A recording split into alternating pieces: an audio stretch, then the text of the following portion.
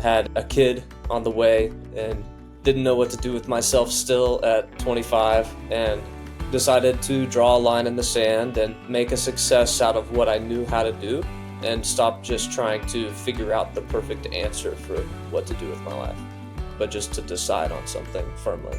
Awesome, man. That's what birthed the company. A little thing called luck came in where I got a school job over a summer, and it was almost $250,000 job that just landed in my lap. And we were able to get it done in 8 weeks, and I was able to make nearly $90,000 in 8 weeks, and it was amazing. Hey, it's Hunter from Painting Business Pro. I have Hayden Owens on the show today. Hayden started his painting business in 2019, and he failed a ton in the early years, and his business has really taken off in the last year. In this episode, we talk about his early year struggles and how he's overcome them. Hayden is a great guy to learn from because he's really introspective and he isn't afraid to call himself out on his own ways of operating that don't work. So I really think you're going to enjoy this episode. Hayden, welcome to the podcast, man. I'm excited to have you on. How are you doing? Doing good, Hunter. Thanks for having me, man. Yeah, of course. Super excited to get into our conversation today. Before we jump in, or let's start with, how long have you been in business and how did you get started? Yeah, so we started our business in about March of 2019. So we're finishing up, our 6th year then, and about to start up our 7th year. And what got me started is I knew how to paint. I was a painter, foreman for a couple of years for a painting company that was local. And I was making $15 an hour as a subcontractor and still having to pay all the tax on that at the end of the year.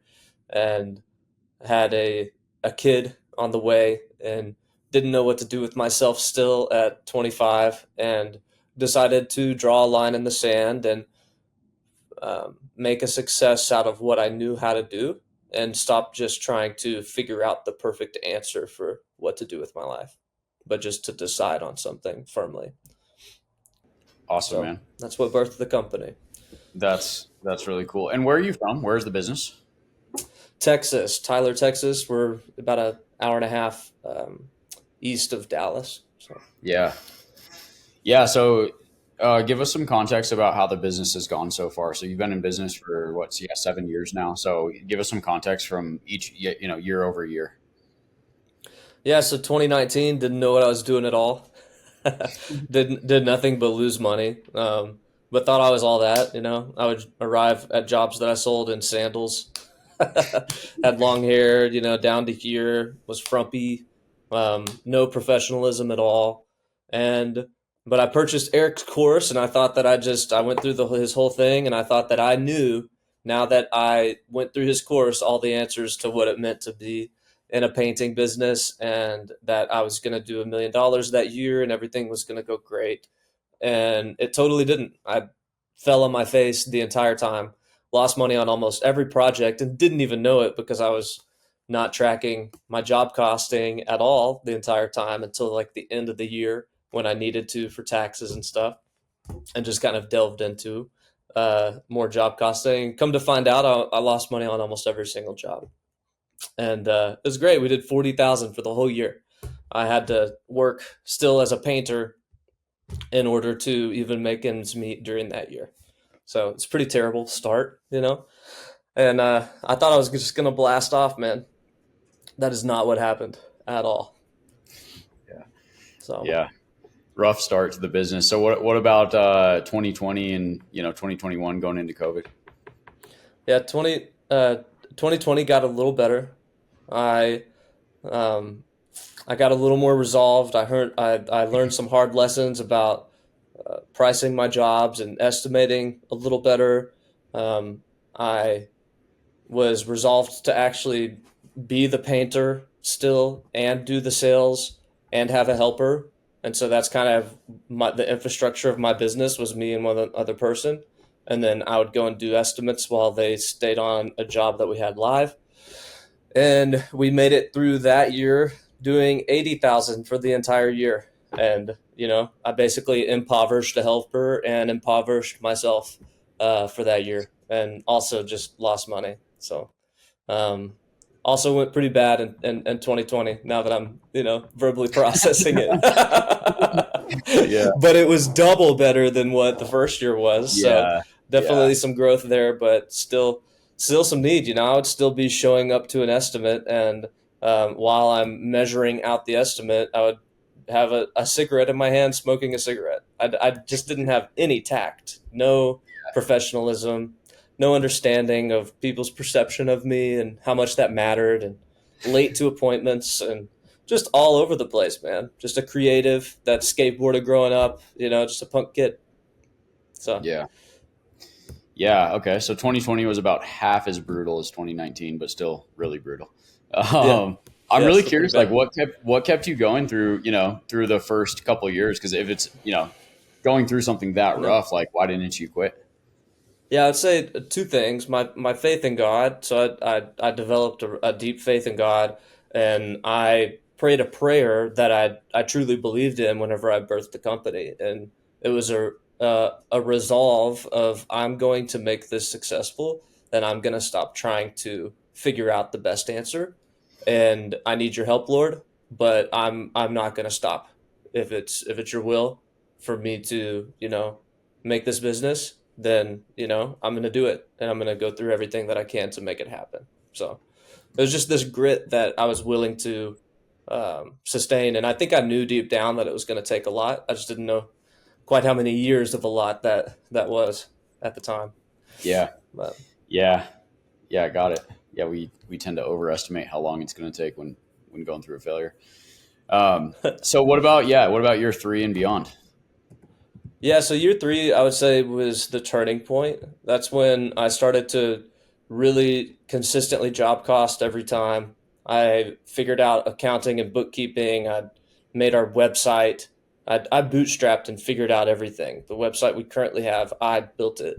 And I just loved the skill acquisition component of starting and being in a business. So I think to further answer your question on what kept me going is I saw the development that was occurring in me as I was in the process of building the business, and I saw it as a crucible of development. And Hmm. it started being exciting because I saw all these different facets of growth occurring, um, both in terms of skill acquisition, but also in my marriage and my personal life as a father. I was developing, and that gave me some excitement, even though I hadn't quite seen the full fruit of my labor yet. But yeah, that year three, we doubled from a little more than doubled from 80,000. We did 172,000, and I ended up netting after my salary like 40% on that, 35, 40%. Hmm. And we made decent money. I was making a living at that point to where I could actually provide for my kids. I could actually buy my wife clothes and take her out to dinner and pay my rent on time and everything like that. And it felt really good. And it was just still me and a helper, doing that. And I started to just get some of the reps in, whenever it comes to sales. I started being more comfortable and confident in sales, quit smoking cigarettes, was developing myself in other ways that were really exciting. And I could feel some of the momentum growing. Even though it wasn't crazy, amazing results, and all the while I'm listening to videos from Eric and other people, $1 million my first year and all this, and I was feeling discouraged by that, but still hopeful because I knew that I was just developing in so many areas. So That's great, man. Yeah, that's great. Yeah, I can imagine how that felt like a huge win, given the first 2 years how they went, and yeah. then you're finally profitable and Hmm. know your Yeah. numbers. And I really just want to highlight one thing you said about the connection, the connection you made to the things I'm developing about myself as a human going through this, Hmm. like the things I'm developing myself in, and Yeah. being really connected to that.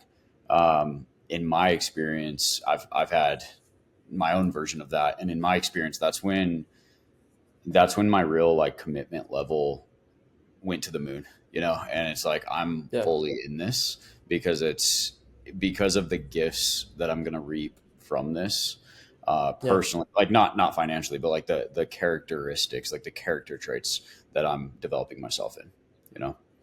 Exactly, man. What you're saying, it reminds me of, I listened to Jim Rohn a lot at that time. He's a business philosopher, talked about Yeah. like the seasons of life we go through and how there's these meta seasons of difficulty and winter and calamity, and then there's springtime where you do get to reap the reward. But a big thing that stuck with me from him is you need to work harder on yourself than you do on your business and learn how to develop yourself.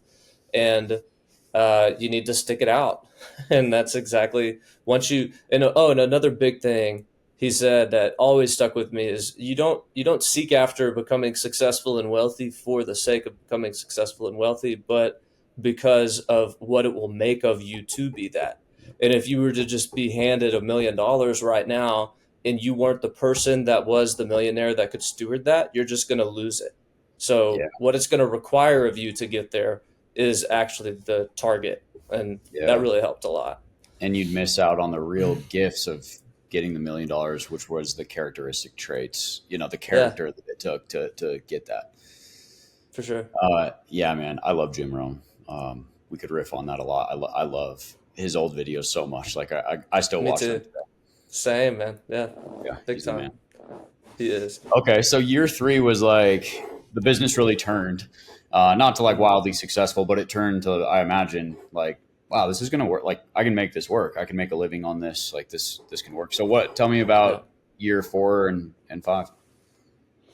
Yeah. So after that, we came into. I was on track to not double, but to pace into probably.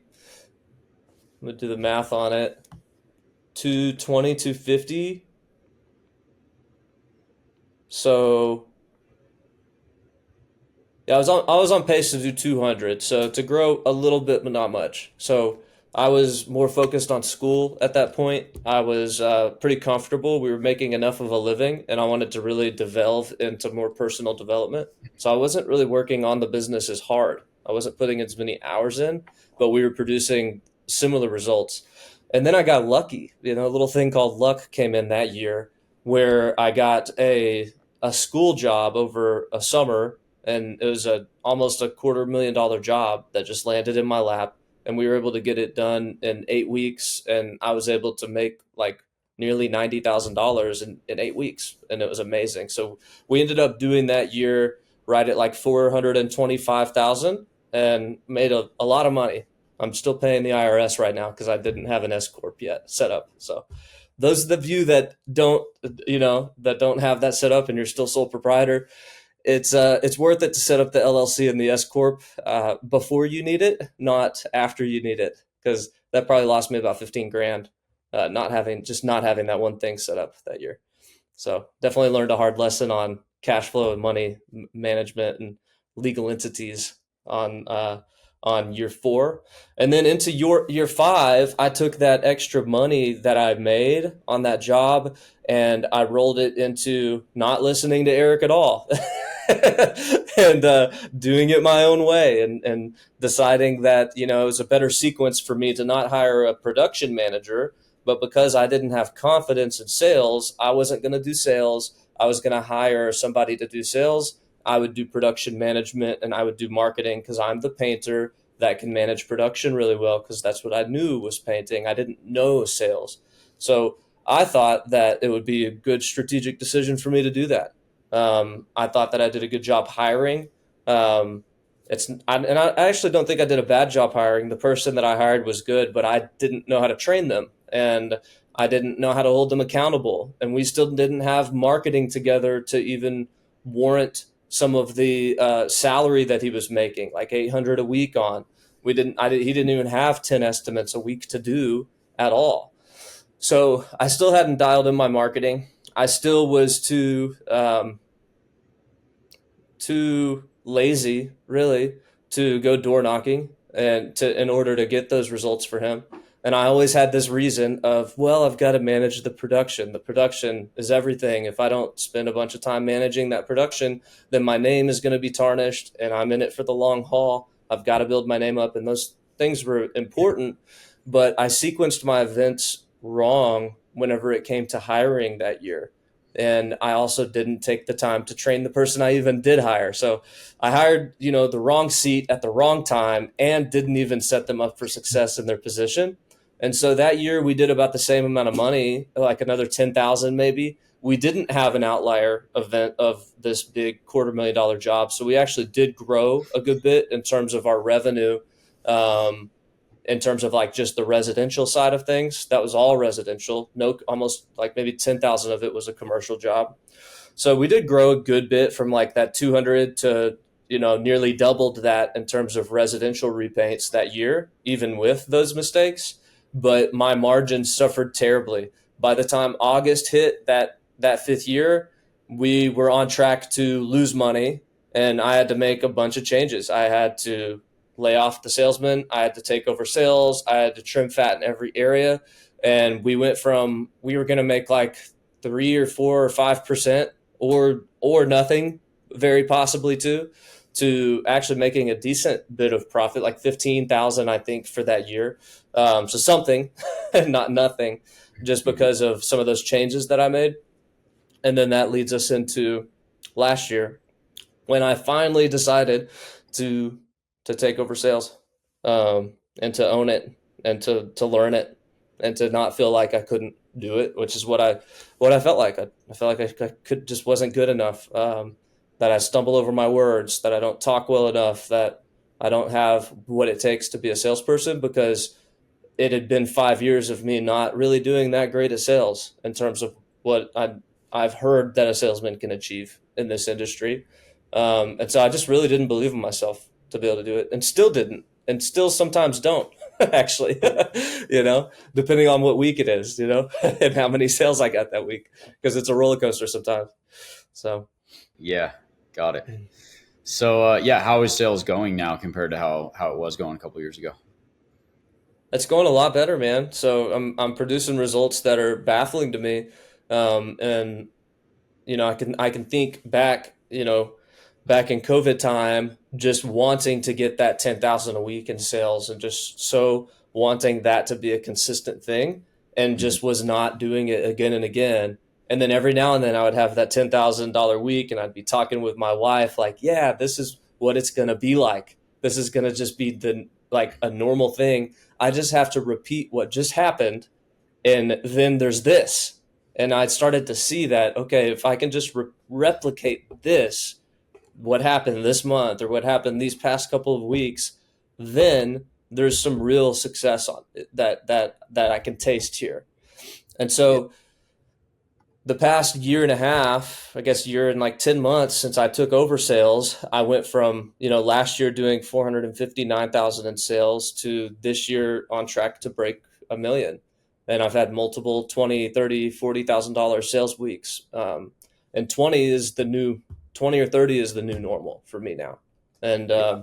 it still doesn't feel real. So yeah. That's amazing, man. Yeah, so on pace this year to more than Mhm. double last year, going from like 450-ish Yep. to over 1 million this year. Yeah, Yes, I'm sir. so curious. I want to dig into that a little more. Like what would you say is at the source of success? So obviously, say you've just spoken to one thing for sure is sales. Yeah. Yeah, what else? Yeah, the other thing I'd say would be Facebook ads. So, really going in heavy on Facebook ads this past year. I I I got enough results, and I saw my margins enough to put all my chips on the table at the beginning of this year, and I I saw the opportunity that existed on Facebook, and had tasted some of the results at the end of last year with Facebook ads, and we at the beginning of this year, like every year almost, had to go down to almost zero, lay everybody off, almost no income coming in, and then completely jumpstart everything from almost death, in January. And so I took out a loan from QuickBooks. They offered me like a $48,000 loan so that I could jumpstart marketing, because I saw, and I don't recommend doing this, by the way, but I saw the numbers for long enough, for like 3 years of numbers that I was tracking, to be able to say, okay, if I do this with this X amount of dollars on my ad spend, then this quarter I could make this, and then I can cash flow this loan. And yeah, I'll have to be paying back that loan, but I can jumpstart that momentum this year sooner. And so that's what kind of catapulted me to be able to do more this year, was being willing to take that risk. But it was a very measured, it wasn't just like, oh, I'm going to get this loan out and then I'll be able to make my business successful. It was very measured. And I spent a lot of time, probably a month before even pulling the trigger on it, of running the numbers again and then upside down and sideways. And once you run numbers more and more and more with your business, they start to speak to you, and you'll run them 5 different ways and you end up with the same figure. And then you start to have more certainty around your decisions, but it has to be centered on the numbers. So, Honestly, Hayden, it's probably the number one thing that comes out of my mouth to Painting Business Pro members the most is tracking your numbers. You know, yeah, whether it's your budget, your sales numbers, the amount of leads you've gotten, the amount of estimates you're doing, the amount of jobs you're booking, the amount of revenue you're booking, the amount of revenue you're producing, and yeah, your entire budget. yeah, Because yeah, I ditto what you just said. When you actually know your numbers, just you're connected to the data. mm-hmm. A lot of decisions become really clear. Like there's Yeah, not a lot of decisions are for pretty sure. cut and dry and black and white and pretty obvious. Not all decisions, but a lot of them are, Yeah, and on the contrary, not knowing your numbers is operating your business with blindfolds on. It's so difficult. You're making yeah, guesses rather than like educated decisions. You're just basically guessing oftentimes. yeah, So that's for great. sure. You've had that shift. And for anyone listening who hasn't had that shift, like if there's just one thing you took out of this episode, I would please say like stop the episode right now and just go know your numbers. Like just Yeah. go look at your budget and start tracking your numbers on a weekly basis, and on a monthly basis with your accountant. Go through every line item. It changes your relationship to your business, and I promise your business will grow because of it. 100%. Right before this podcast, I just got off the phone with somebody and I was telling them, if you don't track it, you lack it. The things that you don't track are going to be the areas that you're not growing. And if you want to grow anywhere, you've got to track. And that's actually going to be one of the correlations to your growth. It's directly correlated with your growth cycle, is what you track, what you're tracking or not tracking. So it's good stuff. Track your numbers, guys. It's so worth it. Even if it's boring, it'll start getting exciting and you'll start liking it after, a while. And the peace of mind, by the way, not to mention the peace of mind that comes Yeah, the along with it. sanity. Yeah. Yeah, Uh-huh. just like For I sure. know, just the confidence and peace of mind. Whereas when you're not tracking Hmm. your numbers, you can lack peace of mind and not even realize it's because you're just not spending the time being connected to the reality of the data of your business. You know. Yeah. Yeah, when I started my business, I thought that, okay, I'm gonna finally make more money and then I don't have to worry about money anymore because I'm making money. But as your business grows and as more people are working with you, you start to take on, if you start to worry about money, you're gonna take on their bills and the fact you have to pay their paycheck. And oh, I have, $10,000 this week to pay out before I could pay myself anything. And how am I gonna do this with this cash flow? Unless you are tracking your numbers and know them, you're going to go crazy with worry. And it actually only gets worse. So doing it when you're smaller and getting the habit built in while it's the easiest to, because it gets way harder to do it. If you go to 2 or 3 million, I'm sure that you've seen businesses like that, right, Hunter? Where like they're bigger, maybe they haven't tracked as much as they should, and now it's like a whole monster to track, and it's way harder. So it doesn't get easier just like to somehow whenever your business gets bigger, it actually there's less room for error the bigger it gets. Oh, I see it all the time. A $2 million business comes in, and I'm looking at their budget sheet that they just did at the end of the year with their accountant. So they're looking at their numbers at the one time throughout the year, and it's at the very end of the year. Yeah. And we're just seeing like, oh, we did 2 million in top line revenue, and you broke even or whatever. Just like profitability really suffered. Yeah. And then we see all the holes. We're like, oh, well, it's because you way overpaid here, and oh, here and here. But it's the end of the year. I mean, yeah, we'll iterate now. Let's learn from the lesson now so we don't repeat it next year.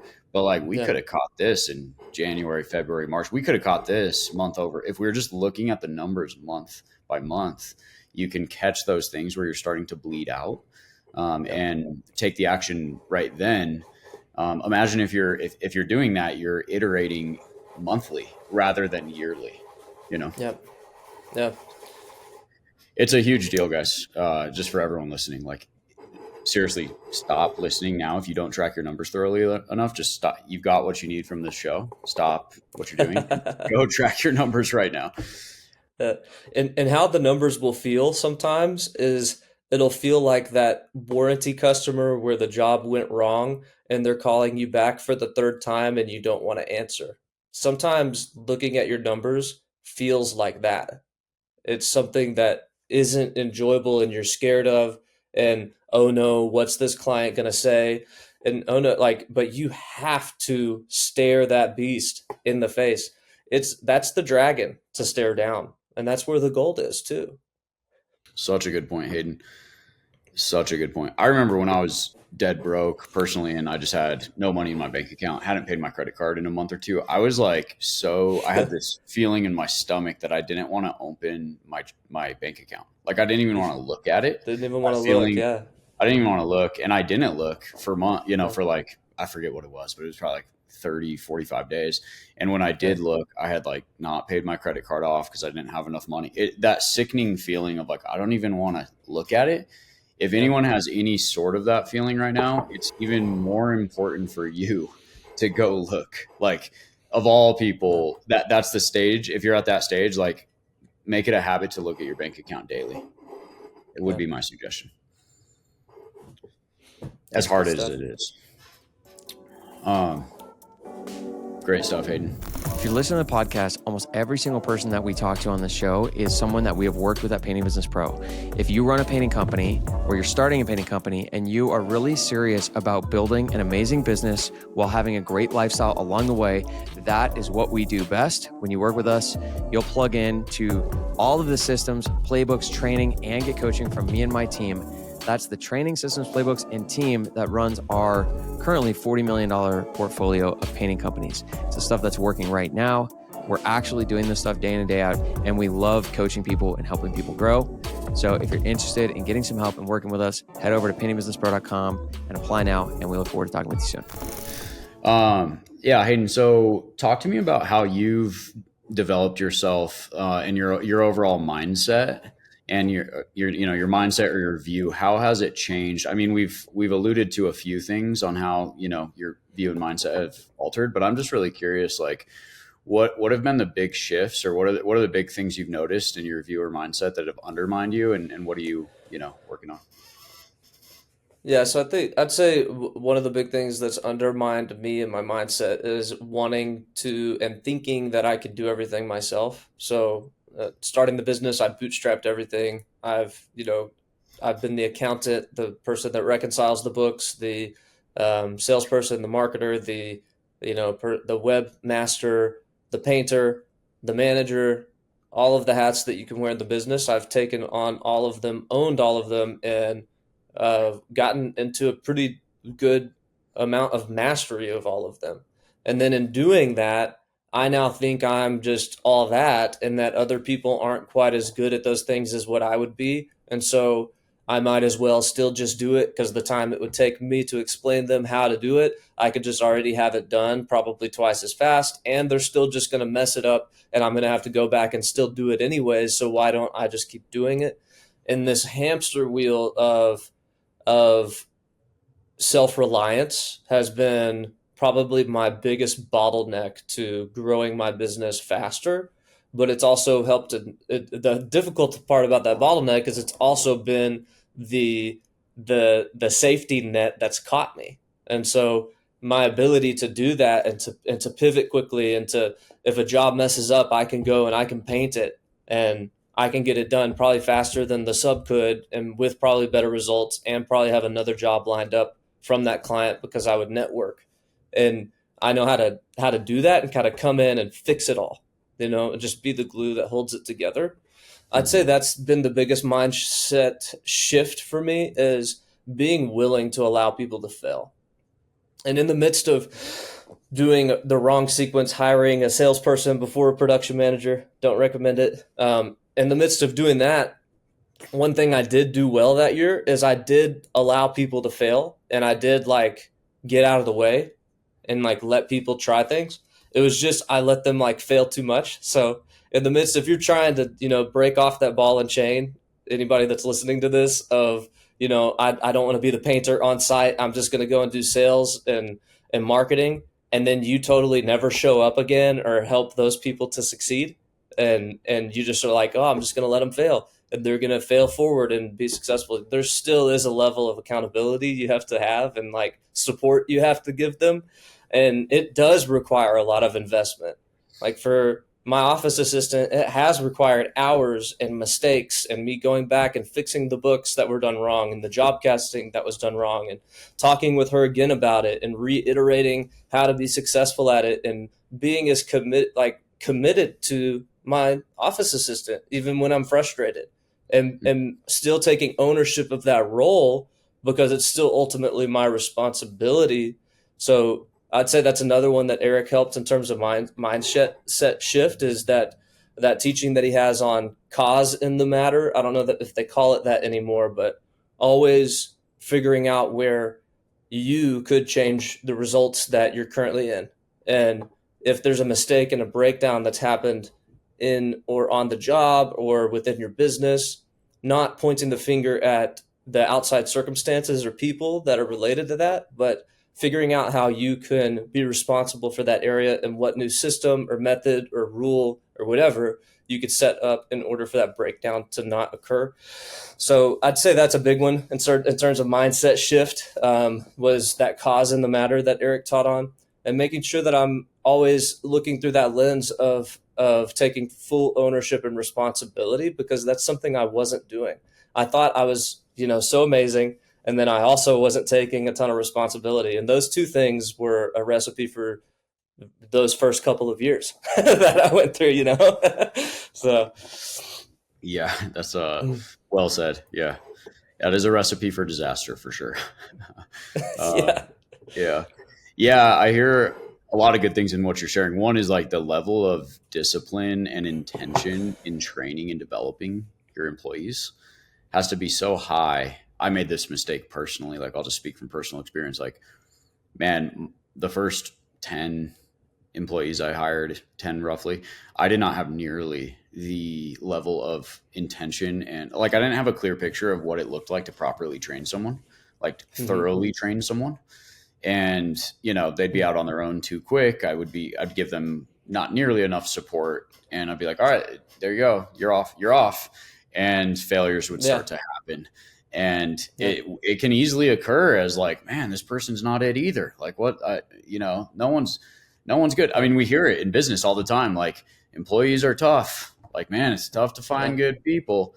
And while you could find evidence for that, you can also find a heck of a lot of evidence for like how many great people there are everywhere around you and how important a high level a really intentional, thorough training process is.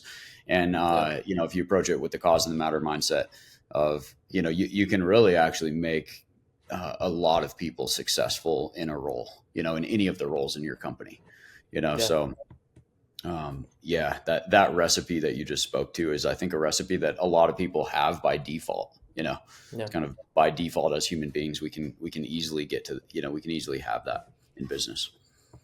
For sure. And what you said, that's one of the things this year, I think that's been transformative. And in terms of my results is I've taken a high value in anybody that I bring into the business, including subcontractors. Like I hold them to a very high, I value them a lot. I value people way more than I used to. Whereas I used to be more like diminishing of people so that I could feel good about myself. And that's kind of like the vibe people would get from me, is not feeling good enough, probably. I have been encouraging to people, and we actually do have painters on our team now that are way better than me at painting and way better than I ever could be at painting. And they blow me out of the water and put me to shame. And it's amazing. And it's so cool to have those results. And one thing that I committed to this year was, and it was something from a book that I read by the founder of the Vans shoe company. He said that we're not a shoe company. We're a people company fundamentally. And we just make shoes. And how important the decisions of hiring that you make are, and really taking those seriously. So in other words, taking the time that is required to actually make the good hires to bring Yeah. people on your team, and not just defaulting to that next person that says yes and is willing, but being willing to like, okay, I've got a 40-hour plus work week. I need to do 30 hours of sales, but I also need to do 10, maybe more hours of just recruitment and just interviewing people on Zoom for like 8 weeks or 12 weeks, Yeah. because it's going to require that for me to find the right people. And I can get the wrong people. That's another thing that happened those 3 years being stuck at like that 400 range, is I would succeed in sales. I would warm body. So I would find whoever with a heartbeat said yes to working. And then I wouldn't train and manage them because I had to go and try to get sales. And then they would mess things up. And then I would have to come back and personally paint to fix those things.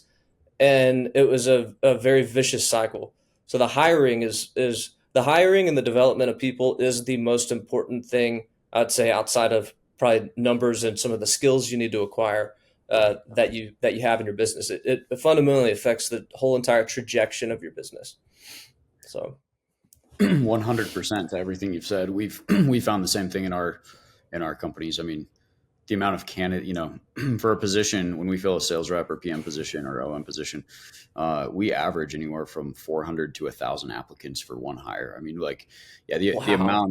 the amount of time spent in recruiting, it is a time suck, but it's way more of a Yeah. time suck to hire the wrong person. It's way Yeah. better to invest the time up front to find the right person.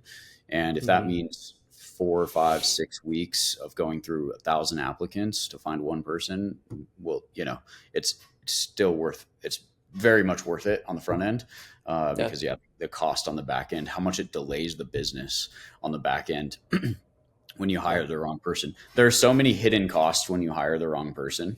Yeah. And if you were to actually sit down, I've done this before, of like sitting down and trying to just find like, how much did that cost me if I was to apply a dollar amount to it?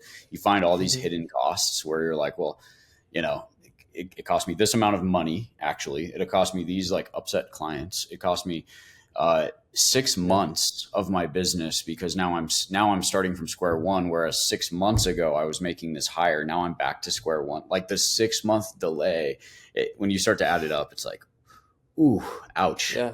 There's probably nothing more exponential, I don't think, in terms of a bad thing, a good thing happening or a bad thing happening in your business. There's nothing more exponential, I don't think.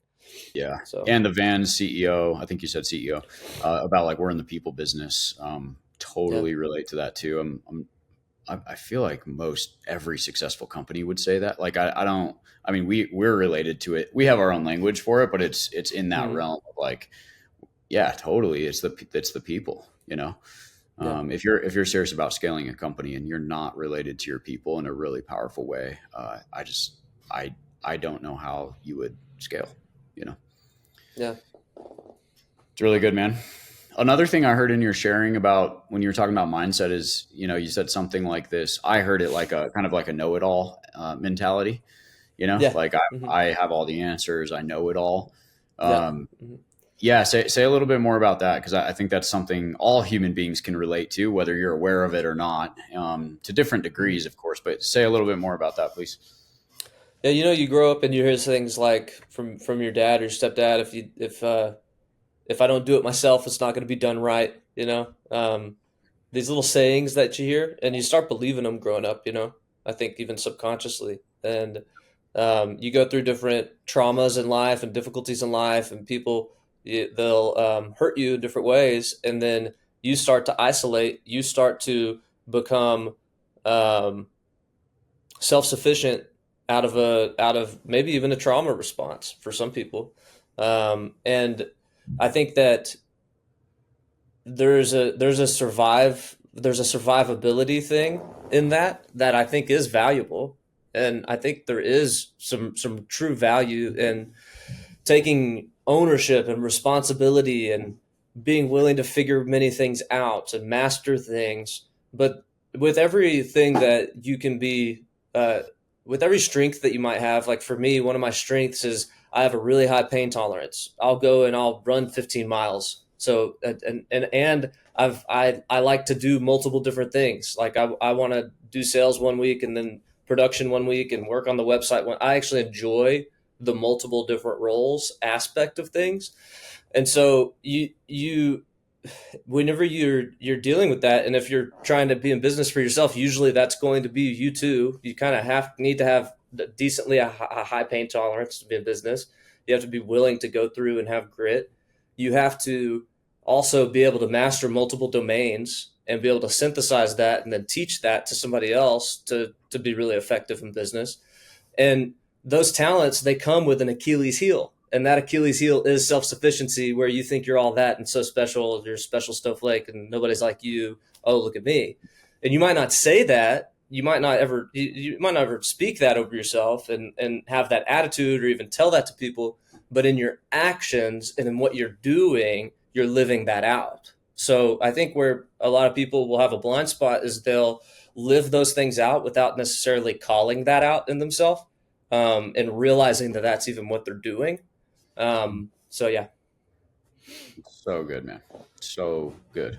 I mean, every single person listening to this can benefit from that if they really got honest with themselves and like looked.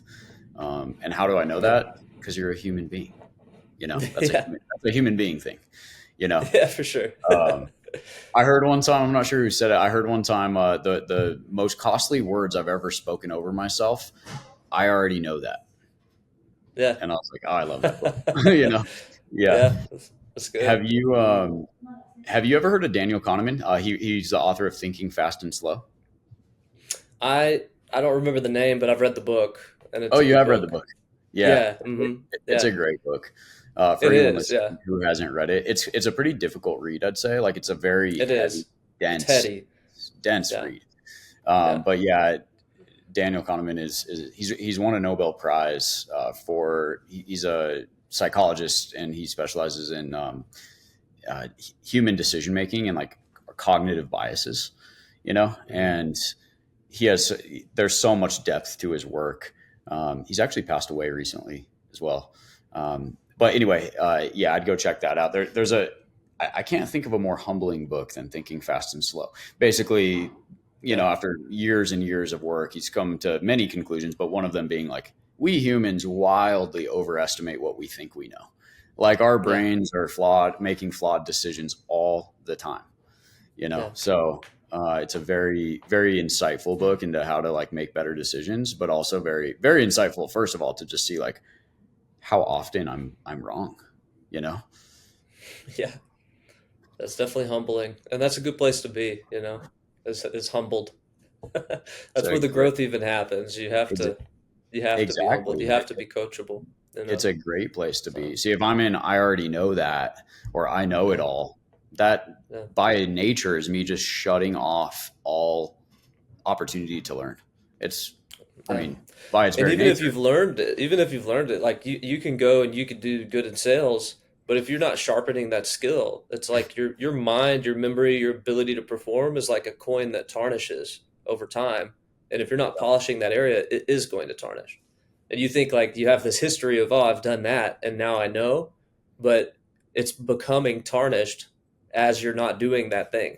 So you have to continue to develop those areas. You can't just think that you have it all. It's a blade that dulls.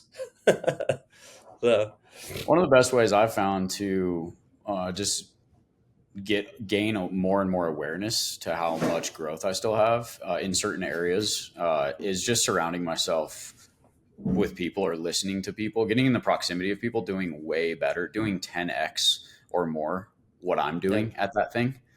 Because when you get around those people, when you think you're relatively good at something, and then you get around someone doing 10x or 100x what you're doing, it destroys those beliefs real quick. It destroys that limiting yeah, belief of like, I already know this, I'm really good at this. It's like, no, yeah, there's levels to it, you know. yeah, for sure, Yeah. 100%.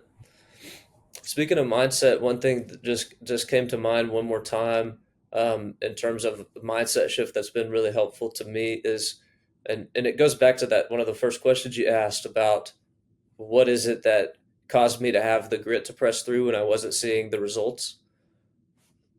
I started to, and it was actually from a book that's starting to catch more and more flack, but 10X by Grant Cardone. One of the things that he mentions in that book is when he began to relate with success as a moral obligation, like he was obligated to succeed rather than it being this pie in the sky. Maybe I could have it if I get lucky, or this lottery scratch off ticket that you could maybe win. But I started to frame my mind around success as an obligation to my loved ones, as an obligation to my kids, to my family, to my community. And I think that was one of the bigger shifts that I made and helped me when I wasn't seeing the results yet, to still have that determination and that faith, because it stopped being a faith in a lottery ticket that I might win or might not. It became something that is there to take hold of if I would just take hold of it. So that helped me a lot, framing it that way, because your success in your business is there. It's achievable. It's right there for you to grab, and you have to take ownership of it though. And making it about others than just yourself really helps to have. That's a little more reason to get up out of bed, you know. So Yeah. I mean, as you say all that, I just hear like, yeah, that's a really productive view that you've cultivated. yeah, And there's not one view for everyone listening. It's not like one view. It's not like that's the right view necessarily. You could create many different versions of your own view. You have all these sets of views, and you have some of mm, them are really productive and help you achieve what you want in life. And a lot of them, a heck of a lot of them, are really undermining and get in the way of you achieving what you want in life. And just first of all, just approaching your views as very moldable, like on a yeah, fundamental level. Like all of my views are moldable. I can improve. I'm related to my own views of like I can improve. I have all kinds of blind spots, and I can improve my views everywhere if I look. So having that fundamentally, and then taking the time to really intentionally cultivate a view, like Hayden, when you're sharing that, you can just tell that you've thought a lot about that, and you've got that really sorted for yourself of yeah. your view in that regard to what you were just talking about. It's really good. Thanks, man. Awesome, man. Well, yeah, thanks so much for being on the show, Hayden. I just really want to applaud you for how freely you talk about yourself and your failures. Your self reflection and your honesty with yourself is something that's pretty rare, and it's something that's it generally doesn't feel good in the moment for most people. For me, I'll just speak from my perspective. It doesn't feel great when you see these things about yourself, and when you Yeah, confront it's these true. things. But it's required to actually grow your business, and more importantly, grow yourself as a person. And Yeah. so, yeah, I just applaud you for that, man. That's a really great characteristic trait you have. Don't ever lose that. Would be my like words of encouragement to you, myself, and anyone else listening. Uh, yeah, really good. Thanks, man. Yeah, awesome, man. Well, thanks for being on the show. For sure, for sure. For anybody else that's still watching, can I leave something? Of Just course, a couple things. of course. So, if I were to speak to anybody that's in business right now for painting, or whoever's listening to this and that's still engaged in this, because if you're still watching this, then you've really resonated with what we've been talking about. I'd like to leave you with really just two or three things.